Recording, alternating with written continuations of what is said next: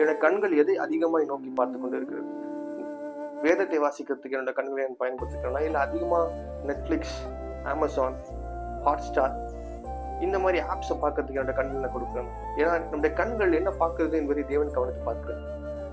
ஏன்னா அவர் நம்முடைய கண்களின் வழியாகவே பார்ப்பார் நீங்க எதை பார்க்கிறன்றது. நம்மளுடைய தேவன் நம்ம நேரத்தை தேவனிடத்துல செலவு பண்ணுகிறோமா, தேவனுக்கு அப்பாற்பட்ட இடத்துல நம்ம செலவு பண்ணுகிறோமான்றது தேவன் கவனிப்பாரு. ஆனால் நல்லா சொல்லியிருக்காரு.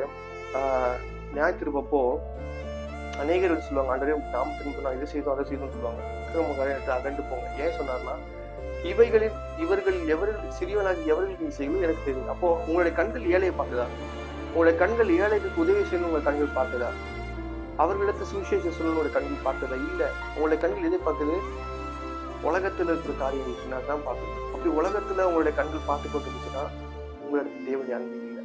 உலகத்தின் மேல அன்பு செலுத்துகிறவன் தேவனுக்கு செலுத்த முடியாது. அதான் அந்த வசனம் சொல்லியிருக்கு.